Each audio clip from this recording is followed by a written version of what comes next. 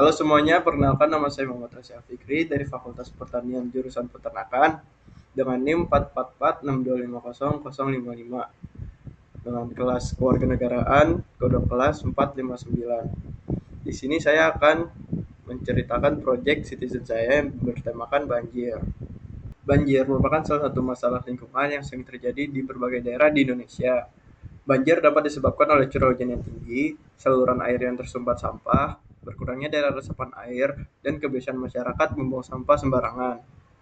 Akibat banjir, aktivitas masyarakat menjadi terganggu, rumah terendam, jalan sulit dilewati, dan kesehatan masyarakat dapat terganggu.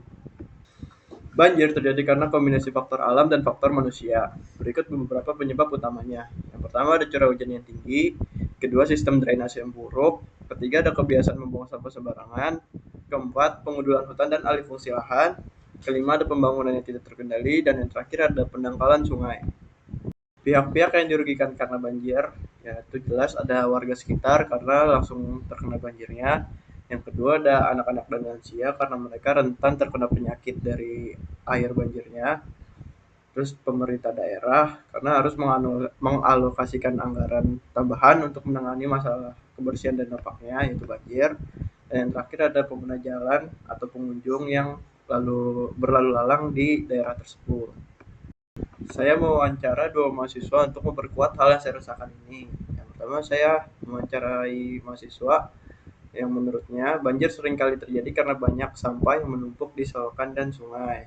Selain itu, kurangnya pohon dan daerah resapan air membuat air hujan tidak dapat terserap dengan baik.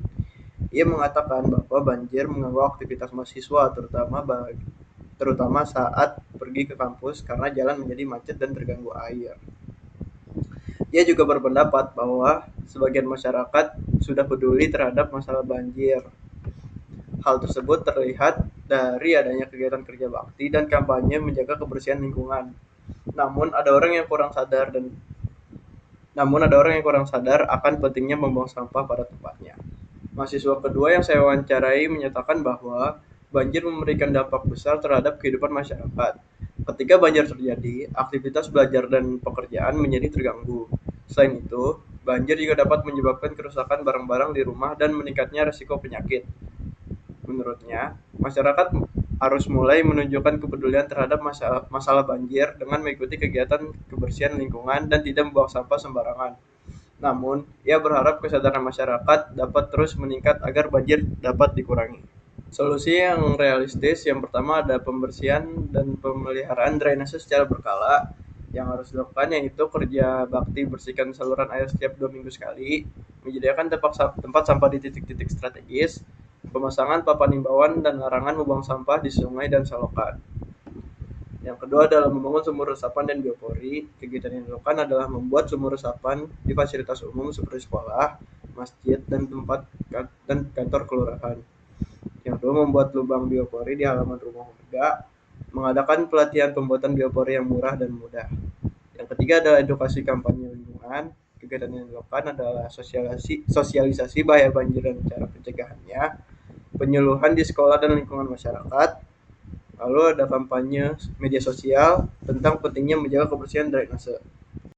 Solusi tersebut dapat terrealisasikan dengan baik apabila semua pihak ini terlibat. Yang pertama ada pemerintah daerah, jelas karena dia menyediakan anggaran, memperbaiki drainase yang utama, memberikan dukungan kebijakan.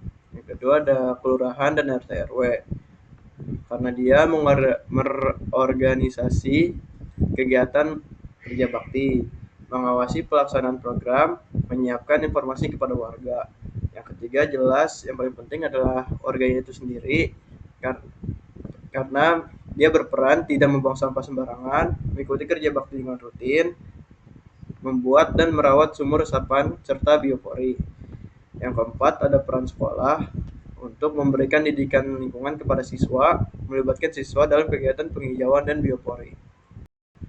Nah, kesimpulan dari materi saya kali ini adalah masalah banjir dapat dikurangi melalui program drainase bersih dan sumur resapan berbasis masyarakat yang realistis dan mudah diterapkan. Solusi ini melibatkan pemerintah, masyarakat, sekolah, dan dunia usaha. Meskipun terdapat berbagai hambatan seperti terbatasnya dana dan rendahnya kesadaran masyarakat, hambatan tersebut dapat diatasi melalui kerjasama, edukasi, serta komitmen semua pihak.